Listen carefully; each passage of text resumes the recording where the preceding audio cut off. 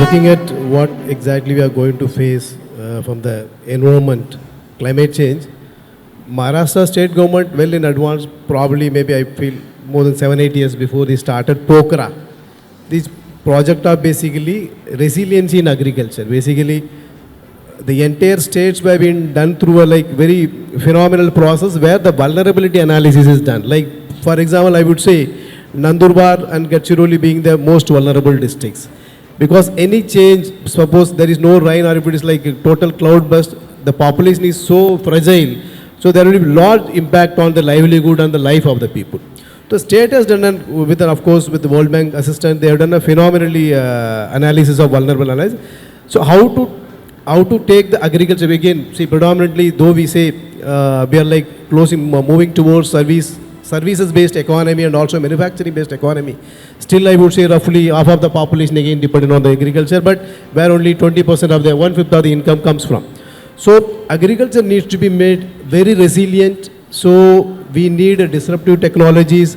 We need unconventional thinking, which like state government is aggressively doing, and state has some climate action plan, which is being spearheaded by the Ministry of Environment, Government of Maharashtra, with the Agriculture Department and Animal Husbandry Department, even industries and other revenue, rehabilitation, these departments all been taken into confidence. That is one area which state is seriously doing typically. So even the cropping pattern, even the selection of crop, even the utilization of the water, everything is being like mapped. And during that way, like value addition is another area which state is also looking at. We all know that seasonal, non-seasonal, normally Maharashtra is a typical example of tomato and onion. So still with NAFED has like decades we got infra, but still we end up like wasting or end up like not getting an actual reasonable price for the produce. That is one area which state is looking at.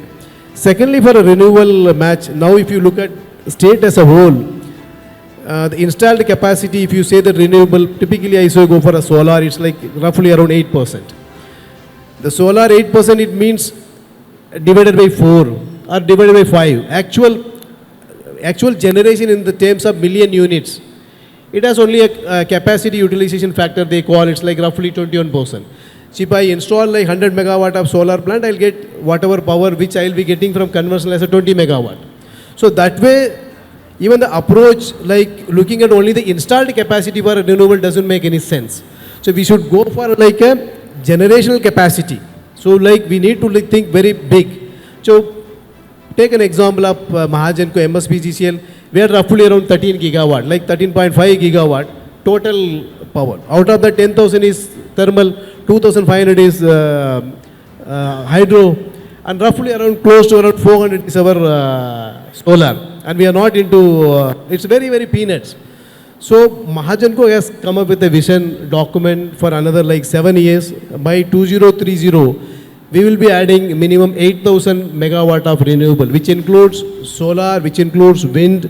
Even like we are also looking at offshore wind thing. We are also trying to like rope in Navy, basically from Chennai, to look at whether the potential to have an offshore wind energy. So the energy mix is going to be typically changed.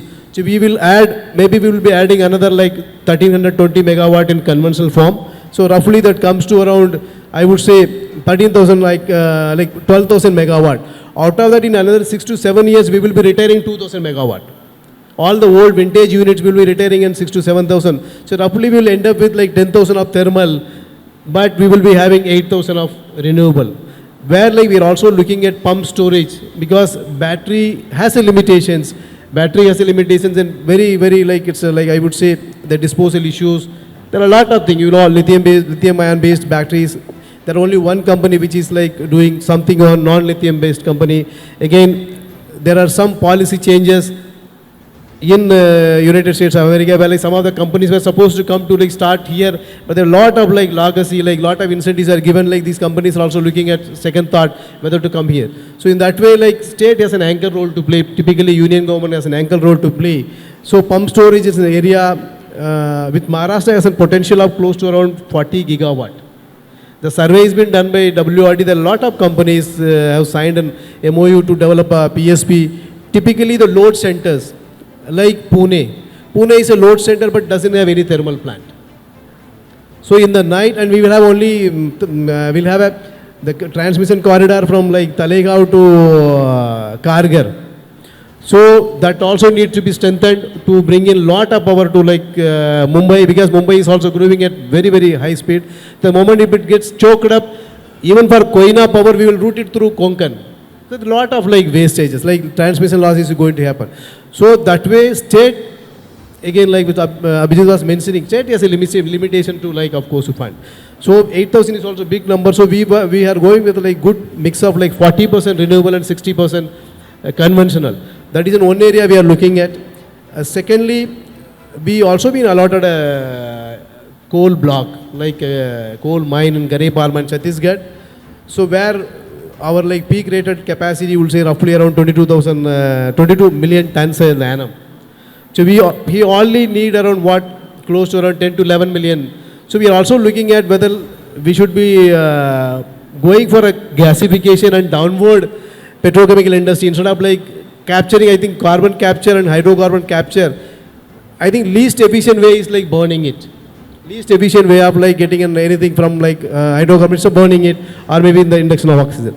But go for like typically a coal gasification based petrochemical industry, which is like, you have everything is chemical nowadays. So that is in one area where like state is really looking up. And looking at load center, we are also looking up to develop battery storages. Maybe to begin with maybe 100 or 200 megawatt, either in Nasik or in maybe Uran, which are again close to, again, Bableshwar, Padga line, again it is choked. Bableshwar like Srirampur and Padga, Tana, it's again that transmission line is also true. There are like couple of private players who are looking up. Other than that, typically state government is coming up with Chief Minister Agri-Feeder Solarization.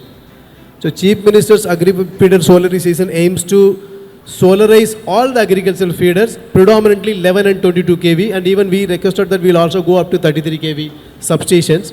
So the another 2 years, this massive and aggressive target of 30% of the all agri feeders to be solarized.